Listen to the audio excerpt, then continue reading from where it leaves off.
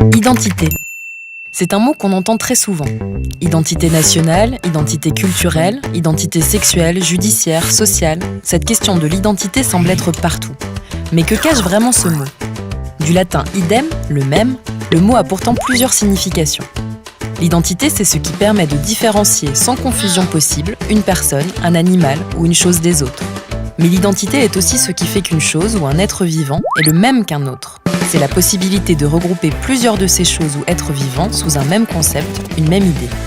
L'identité, c'est donc à la fois ce qui marque la singularité, ce qui fait que chaque individu est différent des autres et unique, mais c'est aussi ce qui rassemble des identiques, des éléments qui se ressemblent et qui forment alors un collectif.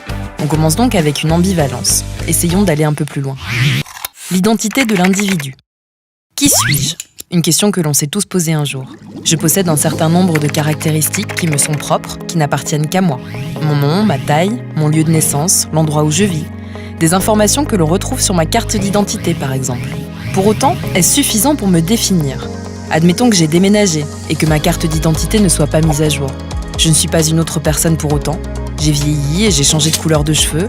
En quelques années, j'ai pu changer de travail, rencontrer de nouveaux amis, me découvrir une passion pour l'archéologie. Cela ne fait pas de moi quelqu'un d'autre, car mon identité évolue dans le temps et se recompose sans cesse. Ce n'est pas quelque chose d'inné et qui restera figé pour toujours. Mon identité, c'est aussi celle que les autres perçoivent.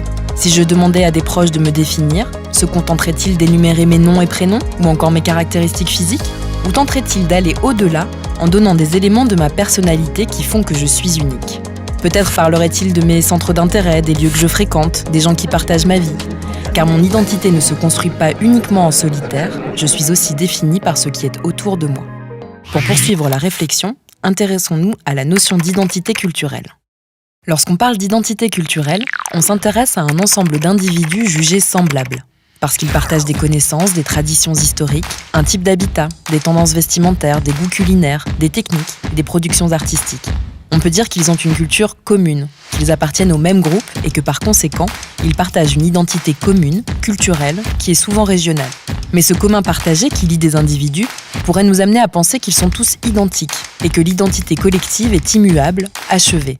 Ce serait sûrement un jugement un peu hâtif. Et le plus important, cette identité est toujours multiple. On empile des identités qui ne se substituent pas l'une à l'autre. Un habitant du nord de la France pourra être à la fois ch'ti et français, et désormais européen. Et pour beaucoup d'entre eux, leur origine polonaise fait aussi partie de leur identité. Ces identités s'ajoutent et s'entremêlent.